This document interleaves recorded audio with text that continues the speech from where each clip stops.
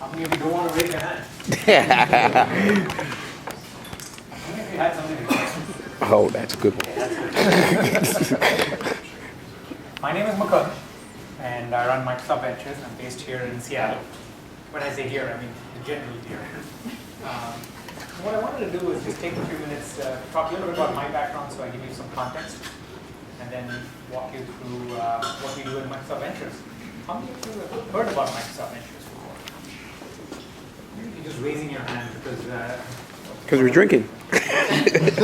He's recording it as well. Nice side. So I've been an entrepreneur before, and I sold my company, and that's how I got to Microsoft. So my company was called BuzzGate. It did social media monitoring software, integrated into a couple of different products as well. I've had about a 20-year career. 3 startups that I started actually succeeded, and 4 of them failed. Miserable. The miserable failures were more miserable than the wonderful things that the successes had, which I think goes with the lay of the land, right? How many of you have done more than one startup? You know what I'm talking about. I want to talk about one of my failures first, because the successes, I think, I didn't quite learn anything other than the fact that I was lucky. So I learned that I was lucky when I did a successful startup, but I don't think I learned anything more than that. There was a company called Accelerator that we started back in 1998. Some of you would have heard of the name Vinod Khosla, Kleiner Perkins. He was one of the first original investors in the company. And the company essentially was a little bit too early again at this time, whatever the reason might be. We raised $152 million, $152 million in 2 years. Anybody who was everybody invested in the company, from SAP Ventures, Intel Capital, obviously Kleiner Perkins, Matrix Partners, anybody and everybody, $152 million. And we sold the company for $3 million. And you're laughing. You know why we sold it for $3 million? The Aeron chairs that we had were more expensive than anything else in the industry. So $3 million worth of Aeron chairs was what the company that bought us actually bought, not the software that we actually built over 2.5 years. Yes? How much did you own of the company when it was sold? Up to $3 million? Well, I don't know if you know about things like covenants and early disclosures. So what happens is when venture investors invest, as part of the term sheet, they also have what is called liquidation preferences. Most of you know about liquidation preferences, which means that anything that gets sold, they get the first stack up to a certain amount of money. And we had a 4x liquidation preference on $3 million. So of the $3 million, I think they got $3 million. I owned about a little under 3% of the company, because after all the dilutions, that's essentially what happened. So, and I failed at other startups as well. So this wasn't my only failure. The reason I say that is because even after all that, I'm still here. And that's what most of us entrepreneurs do, right? What I wanted to walk you through was a little bit about what we're doing for entrepreneurs, specifically at Microsoft Ventures. And I want to keep it as interactive as possible, so feel free, like you just did, to stop me at any point in time and ask questions. And if I'm BSing, just let me know. I'm okay with that. I probably will do a little bit, so at least you can keep me honest. You okay with BSing, or else letting you know you're BSing? So Microsoft has been working with startups for quite a bit of time. Over the last few years, we've been doing a lot of different programs, all the way from, most of you probably heard of BizSpark, allows you to be able to get started. The way to look at it is 3 programs, as Brett had mentioned, right? To get you started to build a product. To get you started to build a product, we typically would get you into the BizSpark program, for example, give you some free credits for software, give you the ability to at least get a product out there. In some cases, most of you probably know, it's called an MVP. Just get your product, test it out, see if it works. The next step above and beyond that is we actually have the ability for you to be able to go ahead and grow the business.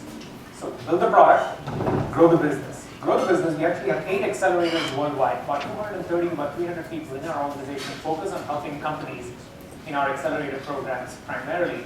Over the last 2.5 years, we've invested in about 272 companies. So 2.5 years, 272 companies, 15 of those companies have been acquired. We put relatively small amounts of money, between $25,000 or so, to be able to get the company up and running. In the Accelerator programs, they exist in Beijing, in Bangalore, Tel Aviv, London, Paris, Berlin, in Seattle, and one in Sao Paulo, Brazil.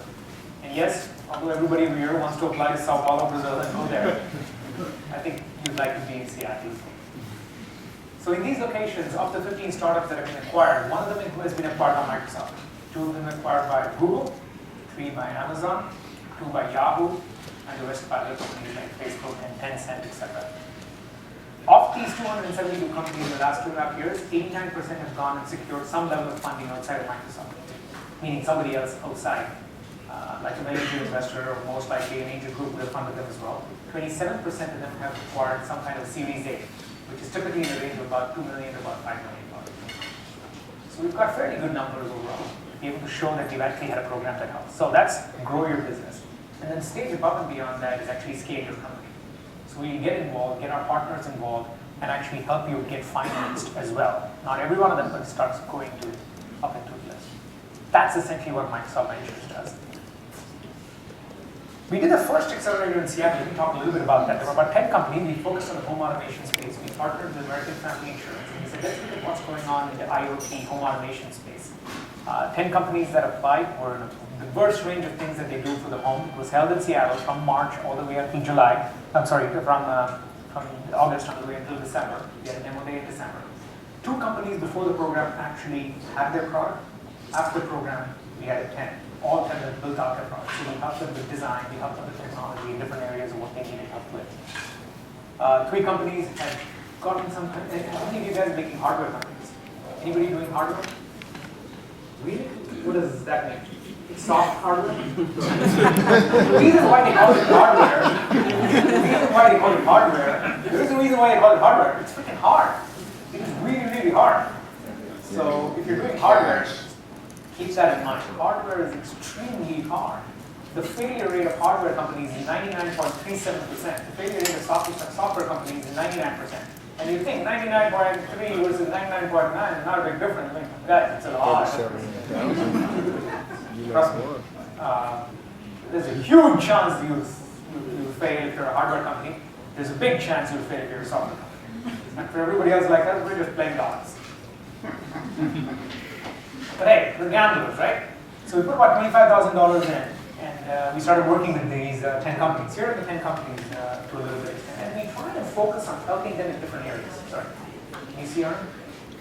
We try and focus on helping them in different areas. I'll talk to you a little bit about what are the areas that we help them with essentially more than anything else. One of the amazing things we did as part of the program, because there were no hardware companies, is we went to Shenzhen as well. How many of you guys have been to China? How many of you have been to Shenzhen? Shenzhen, for people that don't know, is the hardware capital of the world. Okay? You will get more original fakes here than any other place in the world. How many of you know what an original fake is? It's an original, but it's a fake. That your Hermes bag? Yeah. So in 30 square kilometers, you have close to about 1.2 million hardware companies. 1.2 million hardware companies. And anything and everything that you want to build in hardware, they'll copy and give it to you in a matter of days. I actually have a phone, and I'm not kidding, I'll show you this. I have it in my bag. It's I'm going to get a little technical for a little bit. Most of you geeks will love it. How many engineers? Show of hands, how many engineers? God, what the rest of you politicians? I mean, seriously, lawyers? Must be lawyers, okay. Politicians and lawyers than anybody else here in DC? Okay, so I've got a 7-inch IPS quad-core, 4-core display with 2 gigabytes of RAM phone, dual SIM, which means it can actually make calls. It works. It's got the latest Android KitKat operating system running on it. $28. $28. It works. I've had it for 3 months. It makes calls, receives calls. Sometimes when my wife calls, it drops calls. Brilliant. Don't tell my wife that.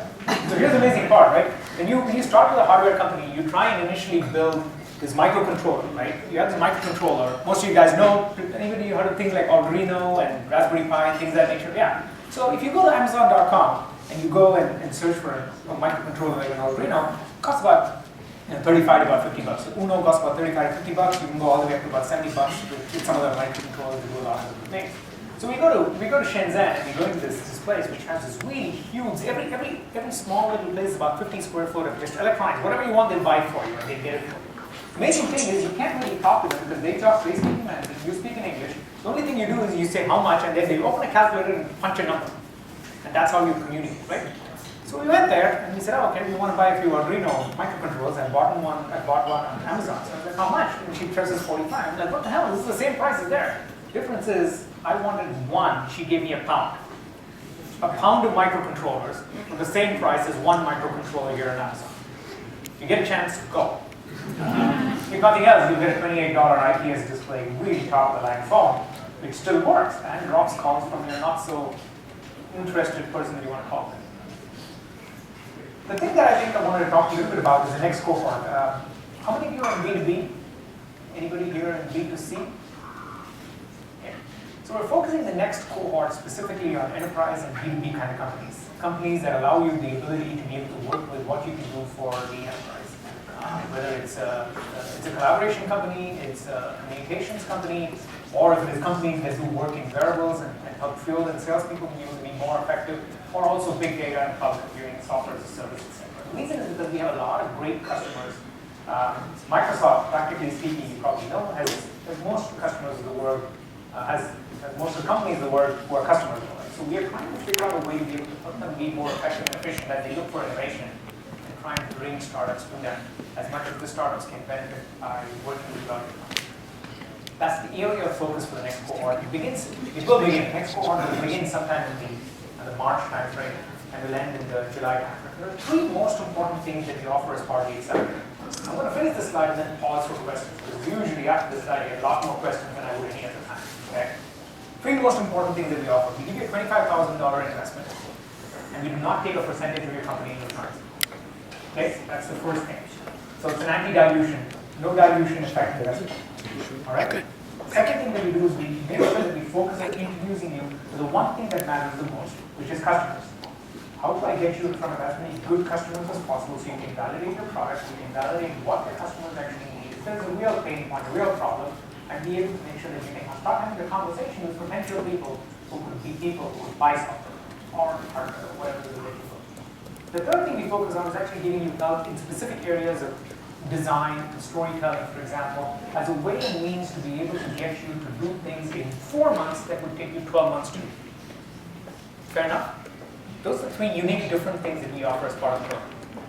Let me pause at this point. Let me see if you guys have any questions.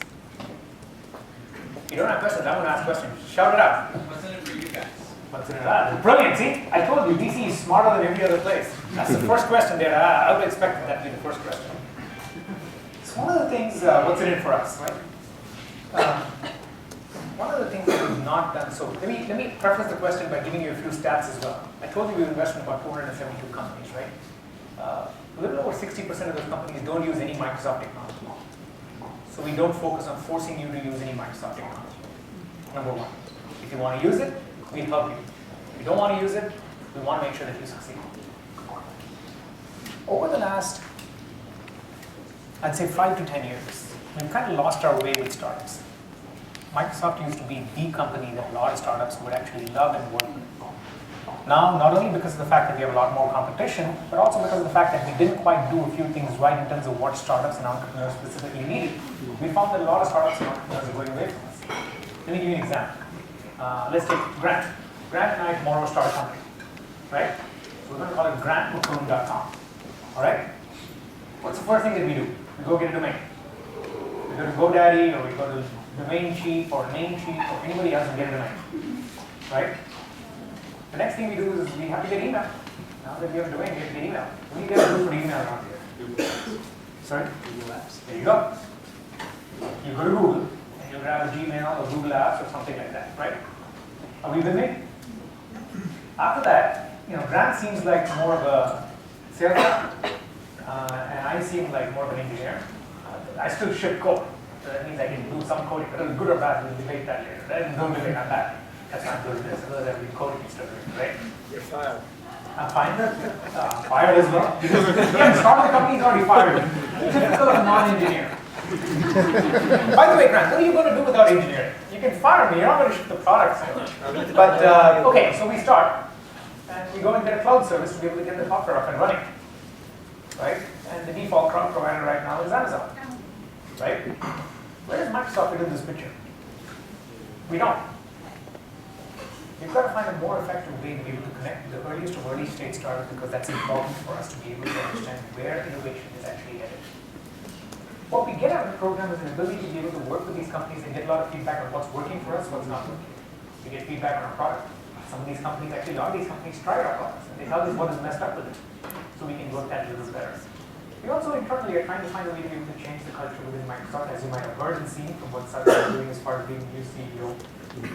And what it helps us also do is to get a lot of people energized on how they can change based on the way startups actually work.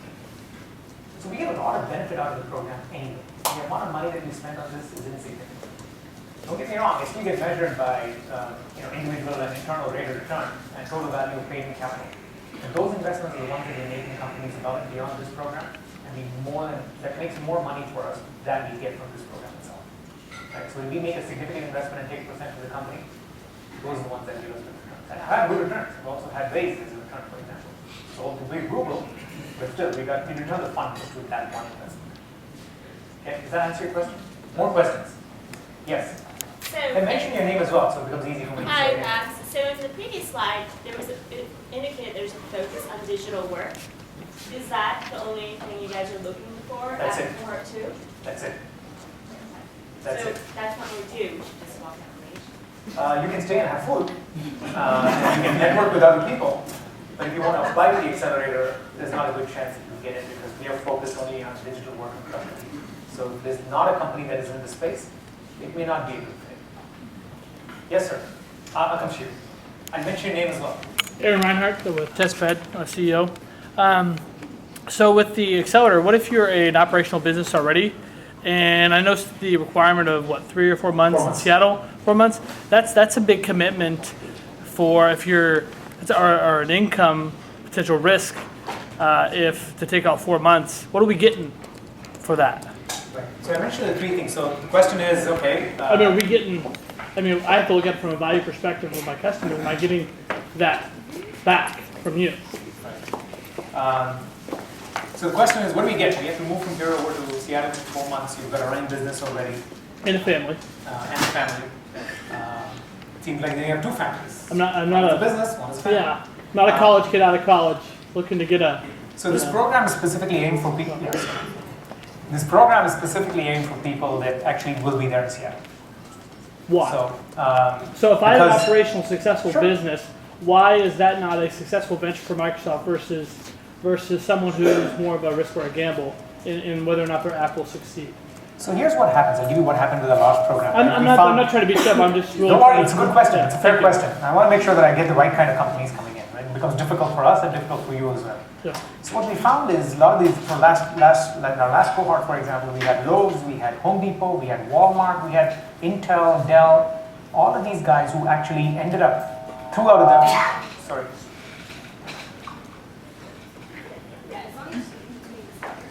I just want to wake them up. I'm sorry. I just keep going near the speaker so I can wake them up. You know, it makes a screeching noise. So a lot of these customers, I cannot predict exactly which day and time they actually come up and then being at Microsoft. So what happens is if I send you a notice on Friday saying, hey, Walmart's going to be here on Monday, you trying to fly all the way from DC over there becomes extremely hard. So as much as we could plan and say this customer is going to be here at this point in time, and to give you some context, in the last batch, in the last cohort, 4 of those companies actually got distribution from both Walmart, Best Buy, because of us making those introductions for them during the program. Second part of it is design and technology resources. They have to keep working with those guys all the time anyway. So for example, in the last cohort, we found that packaging design and industrial design was an important aspect for 2 of the companies.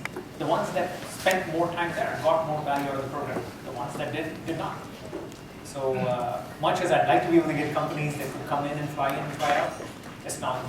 I'm just saying, if you're trying to appeal to startups, I mean, there's still a gap there between that piece Which is And, why we want a yeah. specific kind of startup. Yeah, I'm just saying. Yeah, I agree. Yeah. Which is why, That's why I startup came then to is, see the voice yeah, that. yeah. So if a startup has already got about 10, 15 people and you've got a big business and you feel you don't want to move there have been companies that have moved there as well. Probably not a good fit, and it's okay. Right? It's perfectly okay. Yes, sir. Scott Keogh with Contractor. Describe key large customers. I think you kind of answered that already in the last Sure. question, Walmart and so on, but can you just give us one? Our business, I believe, is really geared towards small and medium business. We can scale the large business, but we're finding our initial traction in SMB. So the question was, describe what do you mean by, careful, sir. Describe what do you mean by large business, because his business specifically, Scott, you said, right, is in SMB. So practically speaking, 98 or 99% of all large Fortune 1000 companies are customers of Microsoft. 92% of small businesses are customers of Microsoft. For a small business to come all the way to Seattle is a pain. So what we do is we help you get together with partners, channel partners and otherwise, who would be within a specific domain and find a way to be able to work with them for you. So we have a different business that essentially focuses just on those small and medium businesses. The customers that come and meet you are the large companies. The ones that you have to go meet are the small and medium ones. So we'll introduce you to specific channel-related opportunities. Makes sense? More questions? Yes? Hi, I'm Angel Rich from Angel? What stage of a company are you all looking for? We're typically looking for a company that has some kind of a product. If you're doing revenue, great. If you have some customer validation, great. But if the company, like he had mentioned before, the company is doing a significant amount of revenue, has a lot of people. We've had some companies, by the way, Heatworks in the previous couple of slides I showed you, that has a little over $1.5 million. They actually moved their entire team because they found more value in the program than not. But typically, we're looking for somebody that has a minimum viable product, has a product out of the market, a prototype out, for example, or has one to customer. That's probably the sweet spot. Looking to raise a seed round, something like that. I got one. A couple of them, yeah. Sorry, she's got the mic. She's running the show. Hi, my name is Rick, Rock Solutions Hey, Group. Rick. What is this is a pretty obvious question, what is the application and acceptance criteria process? What is the application criteria and what is the acceptance? There are two portions of it. One is absolute and one is relative. We get typically about 400 to 500 applicants in any given cohort, and we're looking to select between 10 to 15 companies within that cohort itself. We're looking for three important things. Someone that's focused on an extremely large market. For us, that becomes very important. The amount of time that we spend on companies that are doing small markets, which typically to us is anything less than $1 billion, versus companies that are much larger market, tracking something that's $1 billion market, is the same. The effort, time, and energy is the same. So we prefer to be able to work with companies doing large, dramatically interesting market changes and disruptive things. Second thing we're looking for is entrepreneurs that are actually passionate and committed to the specific space itself. And we prefer to work. And I think I mentioned this to Grant this morning when we were having a discussion. Large markets, we love. Small markets, there's not much we can do. If you cannot leverage the big muscle of what Microsoft can provide for a large market, then I think it becomes difficult for you to be able to justify why you have to move all the way. And the third thing we're looking for is some kind of passion to show us that that's actually a disruptive kind of product that can make a difference in a significant way. Fair enough?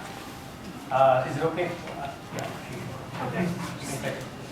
Oh, I don't think I need that, but I'll do it anyway. So I run an accelerator too, Yeah. and I give people $25,000, and we do the same thing, minimum viable product, and we don't take a stake. But right here next to me is someone who went through our program in 2013. She's intellectual property. The software actually works with Microsoft Connect and your product, and I think it's about using gaming for physical rehabilitation, Okay. And your and it's question a is? patent and software, and so I think she should apply, should she? Sure. Yeah, it's a big enough addressable market. Fair enough. She has LifeBridge as a client. Sure. The question was, should she apply? Absolutely. That's the answer. Thank you. More questions? Yes. My question was, obviously there's a lot of stakes. Is there a mic for you? Oh, okay. Everybody wants to hear you, man. Thank you. And your name as well. My name is Sharet Mekla. My question is, obviously there are a lot of accelerators, as you just mentioned. So my initial question is, what would you say your pros are?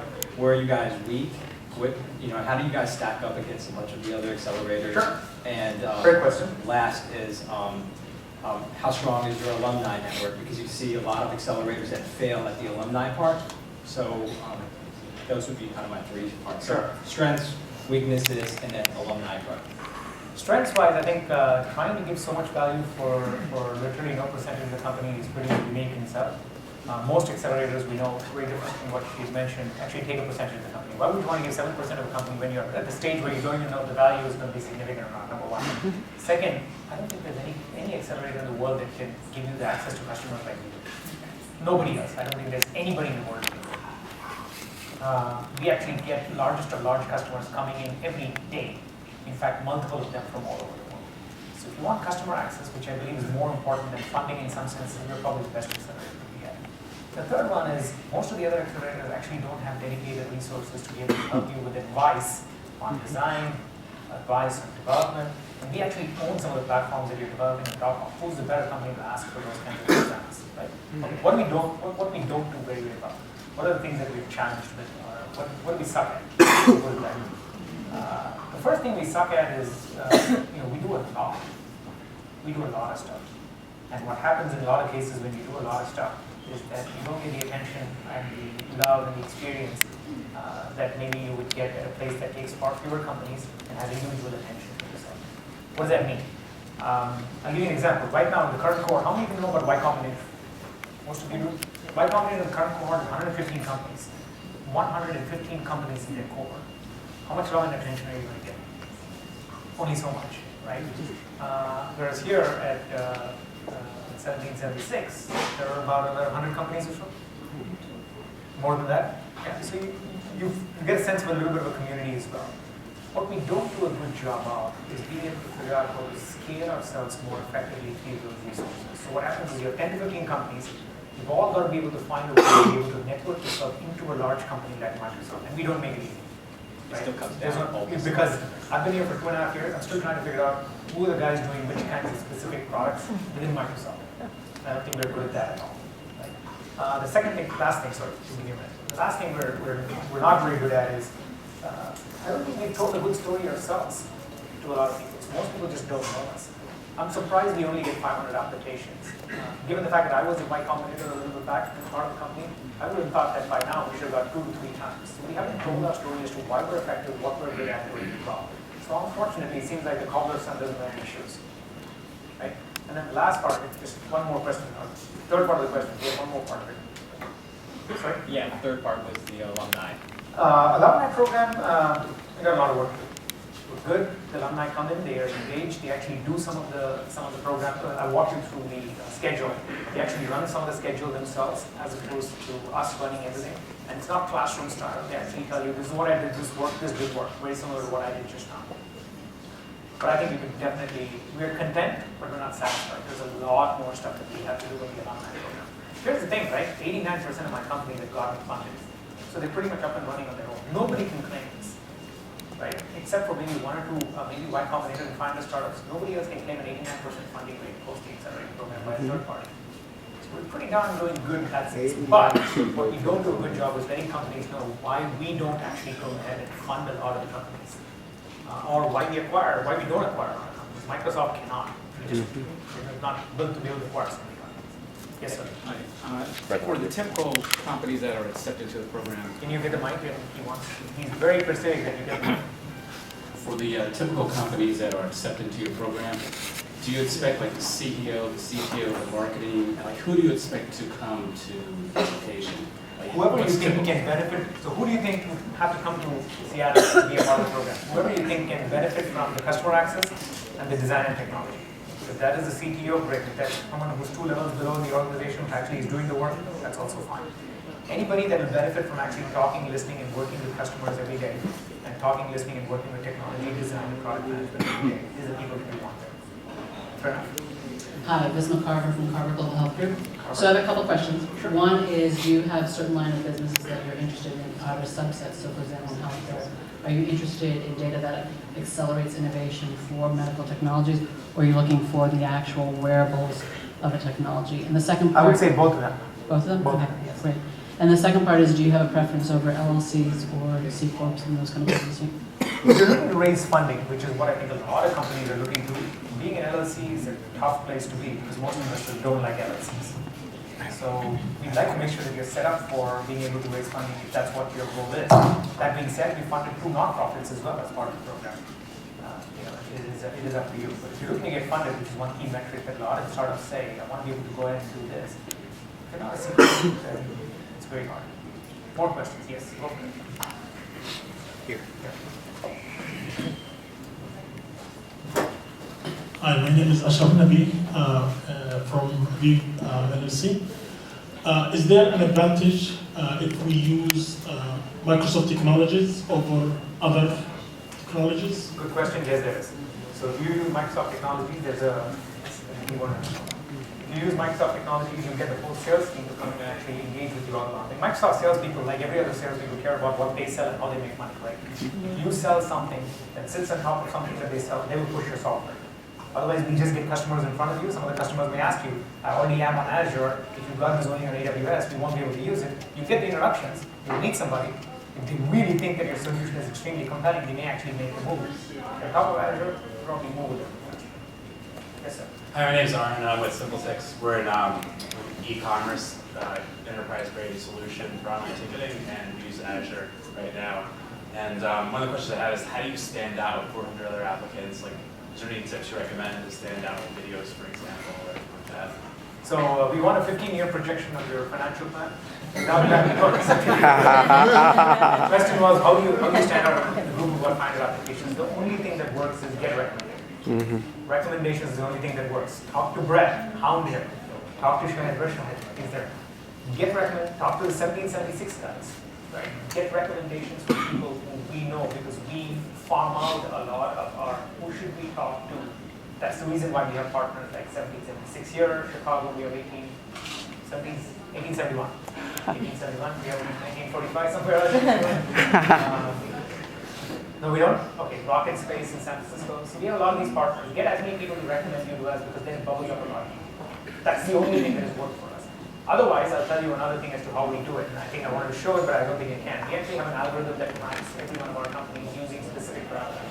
So as soon as you submit your URL and your background, we go and get your data from LinkedIn, we get your data from Twitter, we get internal data as well, and then we put a number associated with every one of those. And then we have a rank that shows up. And we rank everything that the company does. How many, if you have a co-founder, we'd be able to find out from LinkedIn how long you and your co-founder have been together in the business, or how long you've known each other. That is also given a rank. Someone who's not worked with their co-founder before, the rank is lower. So a lot of those things matter. More questions? Okay. Yes. How are you doing? Thanks for doing this. I'm Bill Cunningham from National Crowdfunding Services. I've got 3 questions. Number one, how far back of the shop can the startups that you select get? Can they look at technology that Microsoft is working on, if it makes sense for their product? You give them access to the back of the store, you know, stuff that you guys are working on that won't come out for another 5 years or so? Rarely. Okay. Rarely. So the question is, how far back can you reach into Microsoft research or hardware? That's right. We make some introductions, but really, you know, the big challenge we find is most startups are worried about their intellectual property, as Microsoft is also worried about Microsoft's intellectual property. So there tends to be one important thing for you to know is everything that you build during the program, including the hackathon, Microsoft people will come and participate, and it is yours. Microsoft owns no intellectual property towards whatever you build that is for you. So they do not want to get into that gray area. And getting in gray areas with startups is a pain. All right. Second part, federal incubator. You know, you kind of have your focus. Any thought to doing an incubator line? Okay. Third question. Question was, we do a federal incubator or anything associated with federal? Answer is no. Third question, last one, is women and minority companies. So I spoke at the Federal Communications yesterday on a tech day fair where one of the focuses was women and minority-owned companies, you know, the dearth there. Don't know, I mean, I hesitate to ask this. One of the people that showed up or was on the schedule was your diversity coordinator, Mr. Hernandez. Don't know if that's a factor, you know, just want to put that off the companies that we've invested in so far, a little over 11% or 12%, I think. Some 11, 12%. And someone's also there, you can talk to her a little bit after the program to try and get a little bit more of that. Actually, are women entrepreneurs. I don't think I have a number on what the minority portion of it is represented beyond that. But we'd love to be able to get entrepreneurs of all types. Gender doesn't matter, age doesn't matter. In fact, the average age of our entrepreneurs is closer to the 38 range, not necessarily the 20s range. So the assumption is that we take a bunch of school kids and move them across Seattle and do it. I think that's an incorrect assumption. But I don't think that, I can also, to be honest, I don't think we've done a good job of maybe reaching out to minorities and getting more minority representation in our startup investments, and that's probably an area for us to improve. Yes, sir. Good evening, John Stewart, CTO Ventures. Two quick questions. The first is we do quite a bit of federal government contracting, but none of this is related at all. That's what I'm gathering. In terms of when you talk about large clients, you give us access to it. We do a lot of government work, HR, PeopleSoft, those kinds of things. Yeah, absolutely. What I thought he mentioned is federal government work was, would there be a necessity to do an accelerator in federal government related opportunities here? That's not the case. We do have customers in federal government as well, public sector, local, and state. And if you need access to those, we try and find a way and make things easy to deliver that. Fantastic. The other side is that we've got an angel investor, and so he's actually looking for technology companies to invest in. Since you guys want an angel investor in their company? Right. Because you guys are not taking an equity stake, and we'd like to take an equity stake. So I'm just curious, if one were to be in the program, is that also an opportunity to network, and if we want to invest in some of the other companies? Absolutely. Talk to someone who should try and get you invested in some of the companies that we're in, and are complete there. Sonal's right back there. Just folks in our team, try it. Come up. There's Brett. Sonal. Brett. Yeah. No, I'm almost done. If you have any questions just about specific areas where I'll be talking here, anybody else you're missing? Okay, all of these guys are here. I know that you'll have a lot more questions after this, so feel free to reach out to any of these folks. They will be able to help you. If you pay them cash, they'll probably ready. If you buy them drinks, they'll say go to hell because they go and get it free. If you take them out for dinner, there's likelihood they'll say maybe not, because most of them don't live here, except for both of these gentlemen. So they're both here local in the DC area. So, take it next. Oh, you were waiting. I thought you said mentioning as well. So all of these folks are here as well. Feel free to reach out to them for more questions as well. Okay, thank you. One last question. Yeah, go ahead. Okay. Somebody had a mic somewhere. I do. I've got it. It's right here. Two unrelated questions. Number one, this sounds like as much of a philanthropic venture as it is a capitalistic venture. And the bottom line is that it's good for Microsoft in reaching markets that you may have neglected to some degree in the past. Whose idea was this? You're obviously an excellent spokesperson for it, but who's the inception wizard behind this? And secondly... let me answer that first. Sure. I usually forget the second question, and I'll go back to you again. So I think a lot of people ask this question. This is not a part of the Bill and Melinda Gates Foundation. Okay. So this is not a philanthropic venture at all within Microsoft. There are different ways by which you could approach startups, and there are different ways by which we've tried every possible way. This seems to be a way that has worked well for us. Usually at Microsoft, given that we're a large company, how many of you have worked at much larger companies?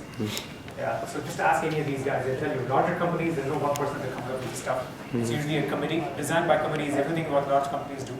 So we had about 3 or 4 people who said, let's try this, let's try that, we tried 4 or 5 different things. It seemed to work. This seems to be the only way we do it. Second question. Okay, now this is going to be a tough question, but I know you're good with statistics, so you should be able to handle this. Because so many Microsoft employees and associates come from various parts of the country. What have you found in terms of statistics of Seattle Seahawks fans versus that other team? You mean Deflategate? I have no idea. The question was, how many Seattle Seahawks fans in Microsoft? Yeah. I would say probably a significant percentage, but I have no idea. Who's company with that? More questions? Yes, Scott. What's the timeline? So I've submitted an application. Walk us through how long. Perfect. We're pretty much getting to the point. This is what typical, I'll come to your question in the next slide. This is what a typical program would actually look like. We start about March. There are 4 specific categories of sprints that we focus on. Right up top is the customer development related sprint. We focus on trying to get you to understand what customers are saying, more validation and distribution and sales. The technology sprint portion comes in the middle part. Towards the later part, we actually focus on marketing. And then the operating plan, getting bigger and ready for funding is the last part of the sprint. Each of these sprints is actually run by us. All the sprints are optional, meaning you want to attend, you can attend them. You have more questions, you can get more data if you want to. But we advise you to actually go through it. They're not classroom style sprints, they're essentially check-ins. You want to keep making sure you're moving towards what you want to do. Timeline. So we have a batch kickoff in March, we have a demo day in July. Over the next 15 days, if you're one of the shortlisted, so we get about 500 applications. In these events, we meet and we shortlist, we talk about 100 odd applications when we think that we've actually met and we think that these guys are actually interested in working with us. Then we go down to about 50. We invite about 25 companies or so on February 15th, 16th, 16th I think it is. And then 16th of March is when we start. So between that time is when we get about 10 to 15 companies. One last question, more questions? That's pretty much it in terms of an overview. Yes, go for it. Sweet spot of the number of recommendations you're looking for, and once you submit the application, can you submit more recommendations after that? So can you submit more recommendations applications? Absolutely you can. There's no sweet spot. The sweet spot is the person in the suite, that's the spot. If you know somebody, we really value that. We really value partnerships with people like 1776. So if you get somebody who we know, maybe we work with every day, work with a lot of these folks, if they come back and say, you know what, I'm working with this company. Because the thing is, if you can make a decision based on 15, 20 minutes of discussion with these people and what you're in for the application, there's no way we do that. So what we do, that's also good. Just make sure you talk to Brett, talk to someone, get them to recommend you. That's the recommendation I have. Sure. Okay, Yeah. Yes. Name as well. Andy Richmond, I need to Product Savvy. So I had an interesting experience with Microsoft with my previous startup. I'm sure you know there's a bit of a reputation out there in terms of the way Microsoft historically engaged with startups. So this was an interesting one because we had a very interesting technology. We got introduced to a number of people at Microsoft. When I mentioned that to my patent attorney in the following day, he almost threw up on the spot because of the reputation of Microsoft around IP and other issues with startups, and in fact involved in some of those issues. I then actually went out to the West Coast, spoke to our lawyers out on the West Coast. They also were equally concerned about our engagement with Microsoft and sharing the technology. You alluded to some of this earlier, and I think there's a bit of a history here, so it would be interesting to get your perspective on how those issues are being addressed and the kind of reputational issues you really want to engage with it. Yeah. So we guys, the question is, will Microsoft take my technology, understand what I'm trying to do, and rebuild it into one of the products? That's a reputation we've had for a long time.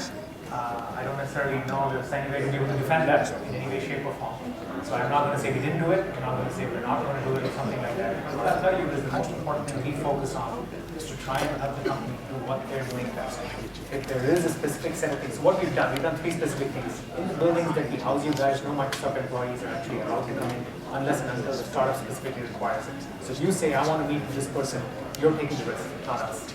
So none of the folks, in fact, the amazing part is Brett and Sonal, actually not Sonal, but Brett and even some of these guys are not allowed into the accelerator space at all. This is not just them.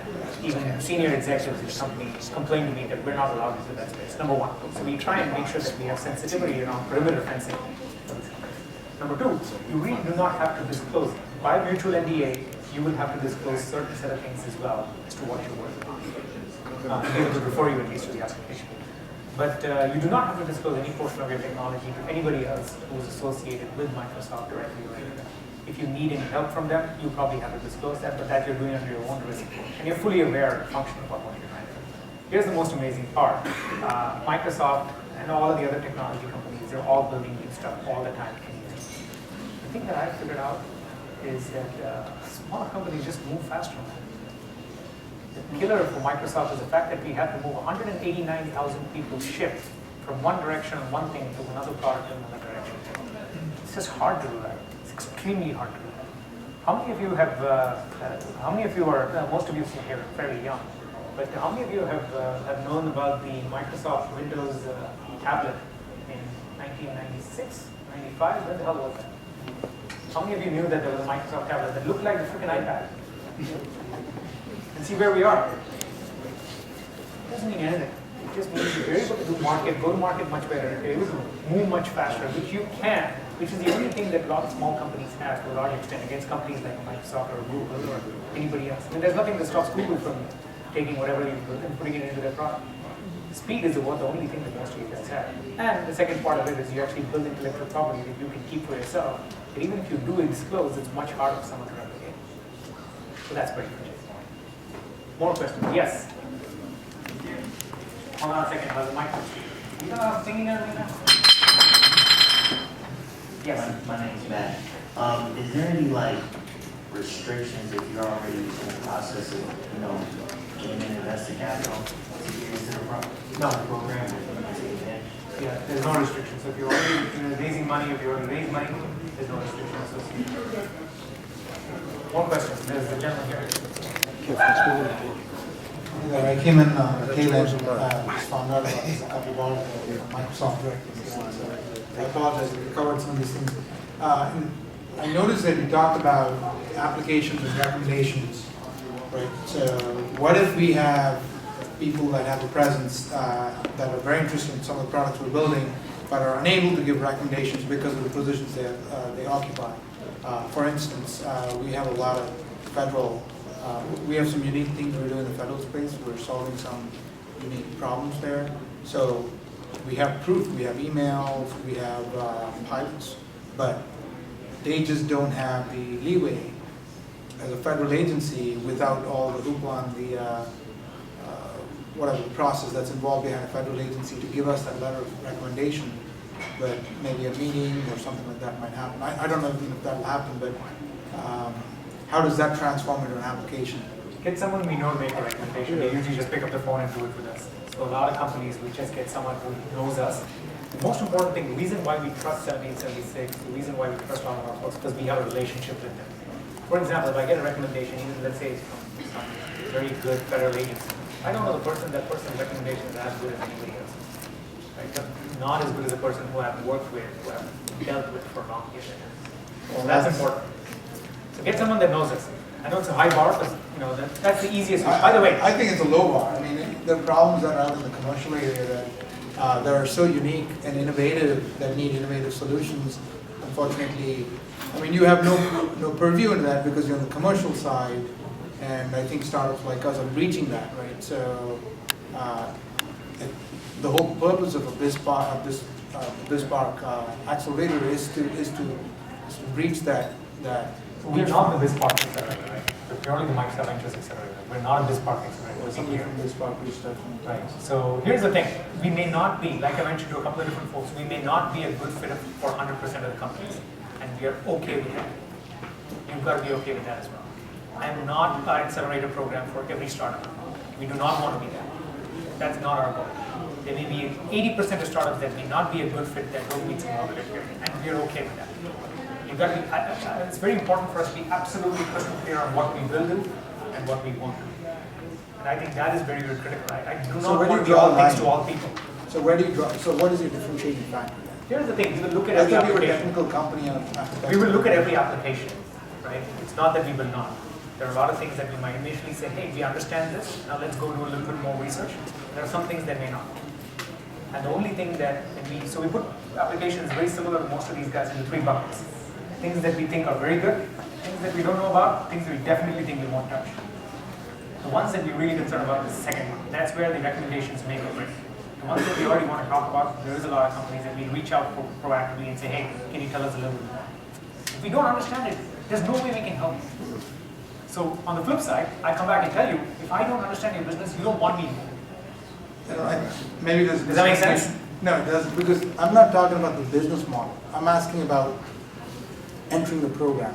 And I'm trying to understand where the line of delineation is. The program is run by people like me. If we don't understand your business, you do not want us involved in your business. That's the thing. If I do not understand your business based on what you said, I don't think you want me involved. Sorry, I think maybe we'll take this offline. Okay, fair enough.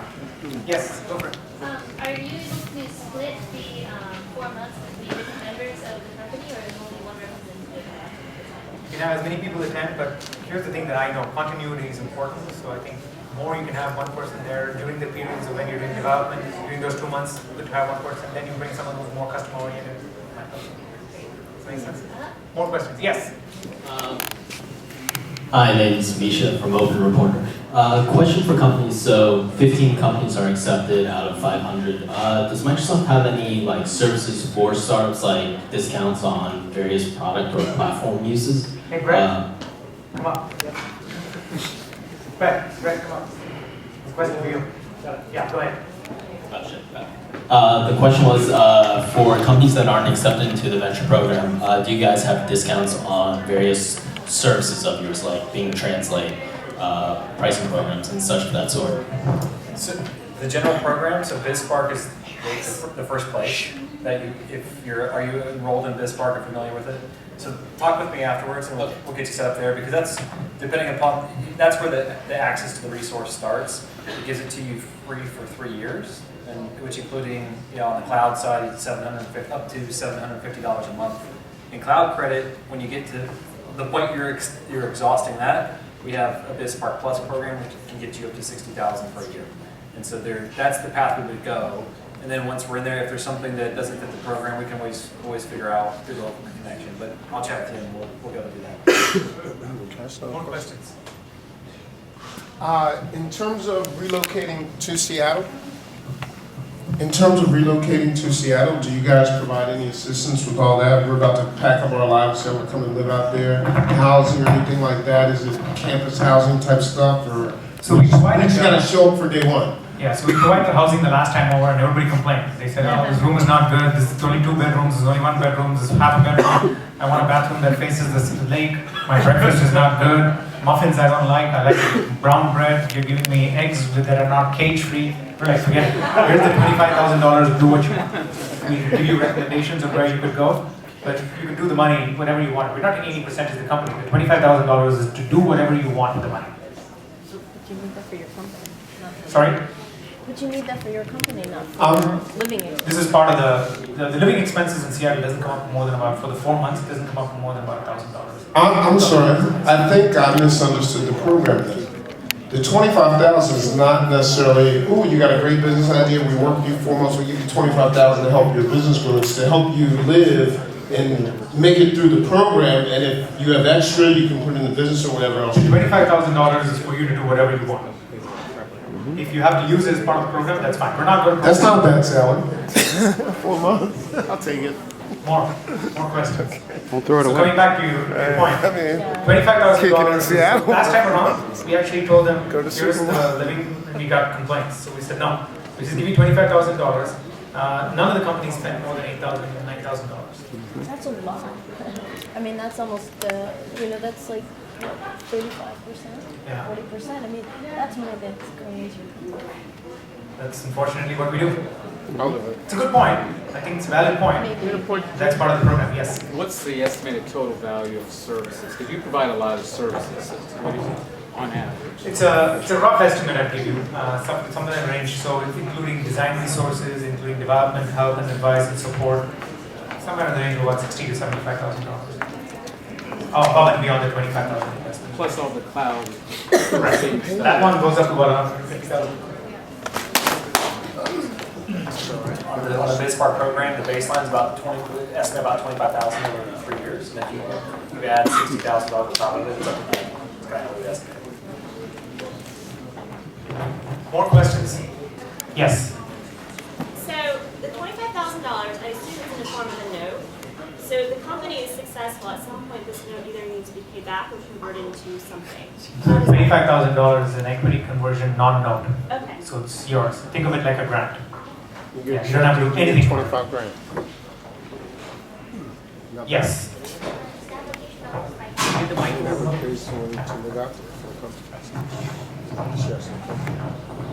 Hi, I'm Shashi Kang from Rehabtics. Which is the question is that is the application open now, and where can we go to start the application? Yeah, you can go to microsoftventures.com and then there's an application button. Application is closed. Try and get it in as quickly as possible because we're in the last few days of closing applications for this. So what's the application deadline? Deadline is January 30th, tomorrow. Friday. Friday. Okay. Thank you. Yes. Forgive me, I'm new to all this. I've never heard of an accelerator before today. I'm not quite sure how it all works, and when I'm working, it requires a lot of software. Right. All of my time is spent writing software. So if I'm doing this, how am I writing software at the same time? How does this all work together? It's a good question, which is, okay, what do you do in the Accelerator? Your Accelerator, what are you doing is actually writing software. If you want access to customers to be able to go ahead and get validation for the product, you just do it more. You don't have to do it, but probably is a good use of your time. If you want help with someone who can actually help you scale, and you feel you need their advice to be able to figure out how to scale this to make sure it's significant in size, they'll help you. You don't have to use it, you could. That's the way to look at it. In an Accelerator program, you do pretty much what is it that you really need in the time, but if there's anything above and beyond that you need help for, please call me. Yes, sir. One more question. Go ahead. Let's do one more question. One more question. Earlier you spoke about the pros and cons of Microsoft and Accelerator, but you didn't touch upon mobility. And that's kind of, if you're looking at, doing something in mobility, Microsoft is still very much a big question. I think whether or not there's any catch up in uniform collapse. What's your thought on that? We have quite a lot of companies in the mobility space. Most of them actually developed for iOS and Android. We're okay with that. We understand that we live in a world which has a lot of different companies with OSs and mobile that are different from yours. Can I ask one last question? Yeah, sure. One last question. Okay. My name is Chris Pollack. Just started my startup, DigiSticky, and I'm in the process of building my MVP. I'm trying to figure out, like, as far as development support goes, what kind of developers you have. It's built on a Ruby stack. And are the developers there that you're going to have access to us to kind of like network with? Mostly developers that are built on, like .NET or other native applications from Microsoft, or is it things that like you have other developers that we can talk to if we come into a pinch? People that advise you will have full stack open source experience, including Ruby, Node.js, Angular, and a lot of people also know how to do Xcode and stuff on iOS. Yeah. We have people on Saturday. Good? Okay, back to Brett.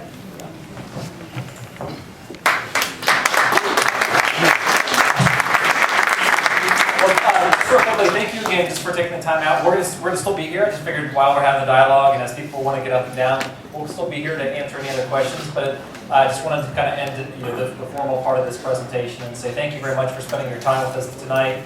Hopefully you found something new or interesting and you have a reason to apply to the Accelerator. So otherwise, have a great evening, safe travels home, and we'll see you next time. All right.